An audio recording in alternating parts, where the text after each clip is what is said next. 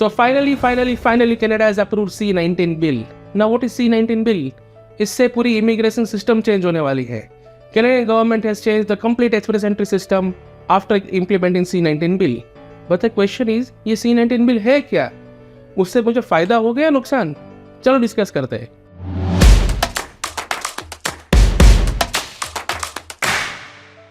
So C-19 bill समझने से पहले ये समझना जरूरी थी अब तक एक्सप्रेस एंट्री ड्रॉ कैसे होते थे. आप नोटिस कर रहे होंगे जो भी ड्रॉ होते थे उसमें लिखा रहता था नो स्पेसिफिक ड्रॉ. से for example express entry draw हुआ, कट ऑफ हुआ 488 और इनविटेशन इश्यू हुए 7000. This means express entry pool में जितने भी एप्लीकेशंस है उसमें से 488 के ऊपर जितनी भी एप्लीकेशंस है, irrespective to the NOC code, उनकी प्रोफाइल क्या है, IELTS स्कोर क्या है, वो कुछ मैटर नहीं करता. अगर उनका CRS 488 से ऊपर है they will get invitation for sure. So ये था no specific draw.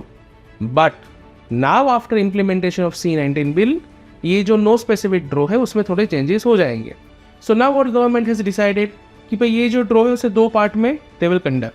One will be no specific draw जिसमें यही सिस्टम है पुराना, एंड अनदर सिस्टम जिसमें जो अलग ड्रॉ होगा that will be for separate categories.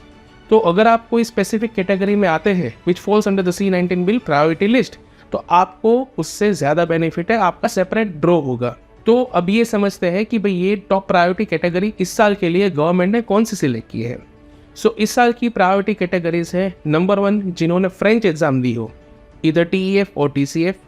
दूसरी है हेल्थ केयर, मतलब आप हेल्थ केयर रिलेटेड कोई भी NOC में हो, whether it is doctor, MBBS, MD, pathologist, lab technician या फिर आप मेडिकल ऑफिसर हो, कोई भी हो, you will get priority Inn Express entry draw. उसके बाद आती है इंजीनियरिंग. तो आप कोई भी इंजीनियरिंग कैटेगरी से हो, वेदर इट इज मैकेनिकल और सिविल और कंप्यूटर, व्हाटएवर इंजीनियरिंग, आपको प्रायोरिटी मिलेगी.